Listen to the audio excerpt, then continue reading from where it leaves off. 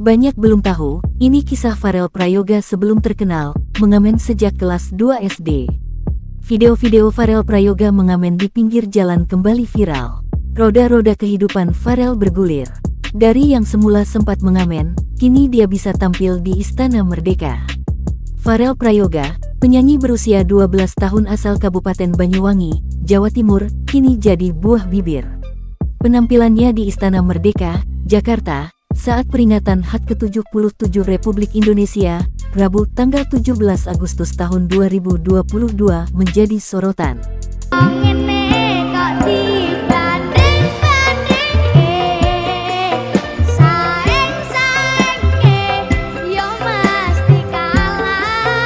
Namun, siapa sangka, di balik ketenarannya sekarang, Farel pernah mengamen bersama sang ayah, Joko Suyoto, 43 tahun.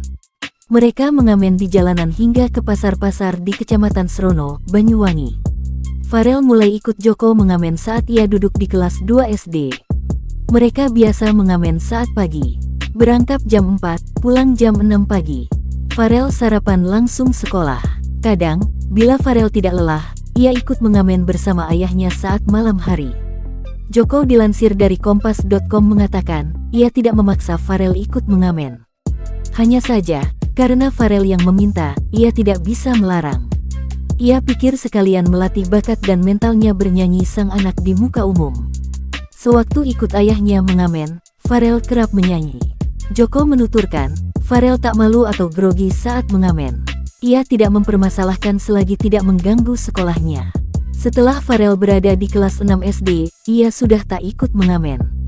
Farel lebih fokus sekolah. Gantinya, ia sering bernyanyi dari panggung ke panggung.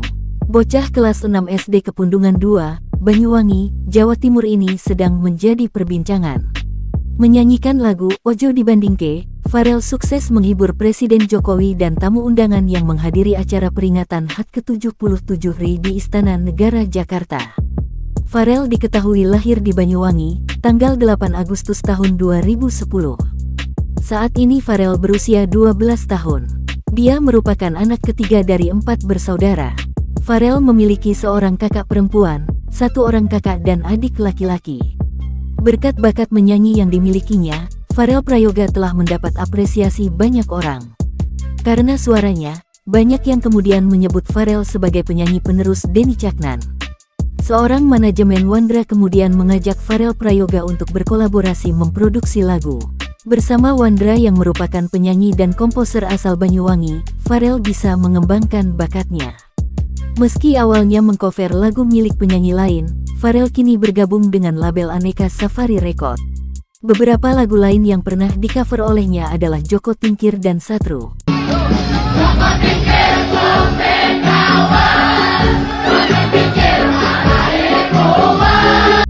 Lagu tersebut mampu dibawakan dengan sangat baik Farel hingga mengantarkannya pada posisinya sekarang.